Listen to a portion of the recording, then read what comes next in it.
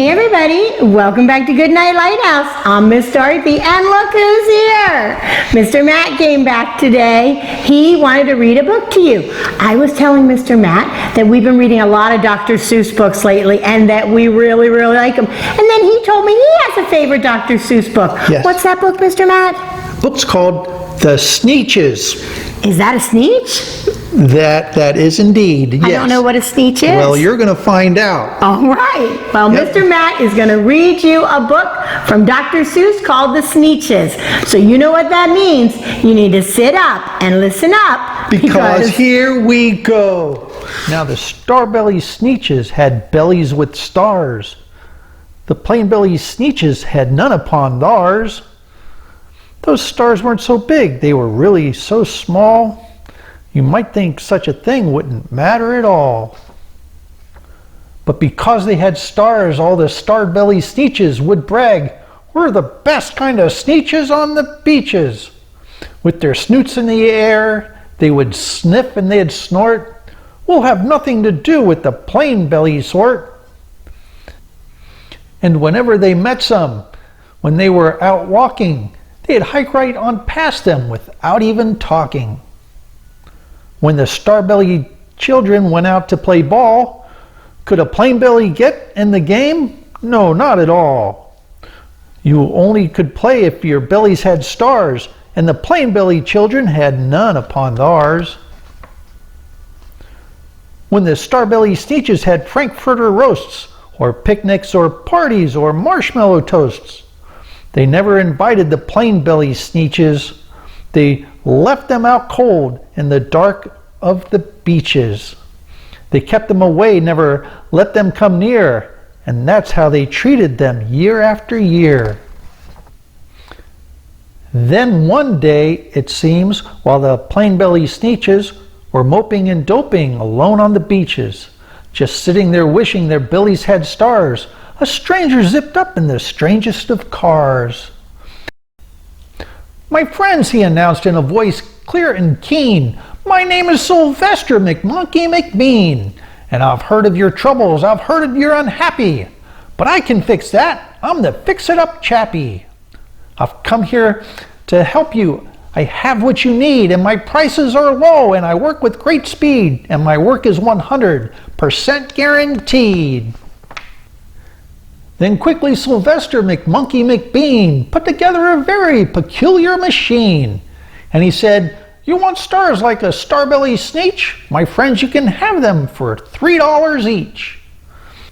Just pay me your money and hop right aboard." So they clambered inside. Then the big machine roared. And it clonked and it bonked and it jerked and it burked. And it bopped them about. But the thing really worked. When the plain belly Sneetches popped out, they had stars. They actually did. They had stars upon theirs. Then they yelled at the ones who had stars at the start. "We're exactly like you. You can't tell us apart. We're all just the same now, you snooty old smarties. And now we can go to your Frankfurter parties." "Good grief," groaned the ones who had stars at the first. "We're still the best Sneetches, and they are the worst. But now how in the world will we know," they all frowned, "if which kind is what, or the other way around?"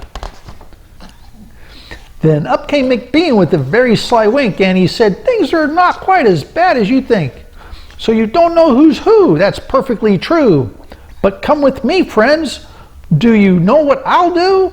I'll make you again the best Sneetches on beaches. And all it will cost you is $10 eaches." "Belly stars are no longer in style," said McBean. "What you need is a trip through my star-off machine. This wondrous contraption will take off your stars so you won't look like Sneetches who have them on theirs." And that handy machine worked very precisely, removed all the stars from their tummies quite nicely. Then with their snoots in the air they paraded about, and they opened their beaks and they let out a shout. "We know who is who. Now there isn't a doubt. The best kind of Sneetches are Sneetches without." Then, of course, those with all the stars got frightfully mad. To be wearing a star was frightfully bad. Then, of course, old Sylvester McMonkey McBean invited them into his star-off machine. Then, of course, from then on, as you probably guessed, things really got into a horrible mess. All the rest of that day on those wild screaming beaches, the fix-it-up chappie kept fixing up Sneetches. Off again, on again, in again, out again. Through the machines they raced round and about again.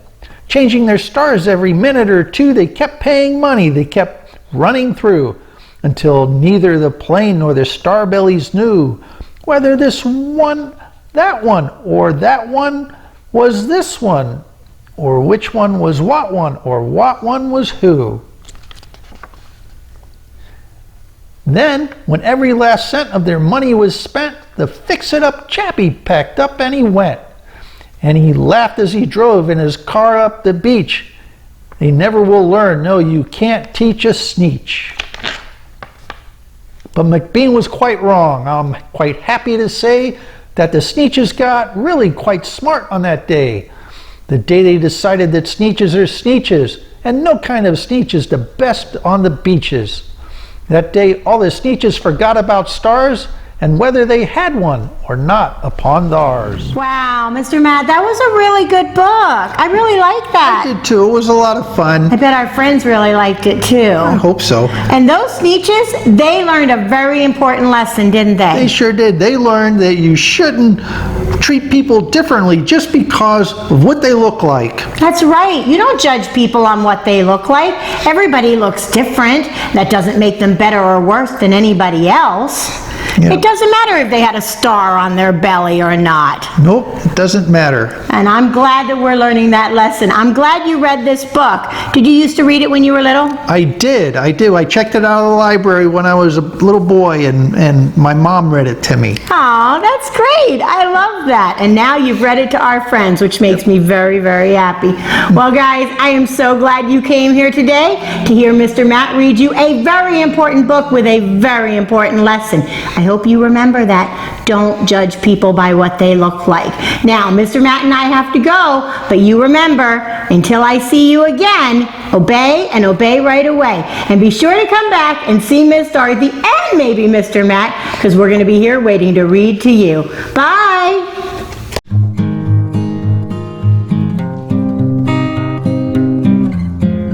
Mr. Matt, I really liked that. Glad you liked it. I liked it too. They learned a really, really important lesson. That's right. They learned that you shouldn't not like people because of what they look like or something. Give me The end. Okay, ready?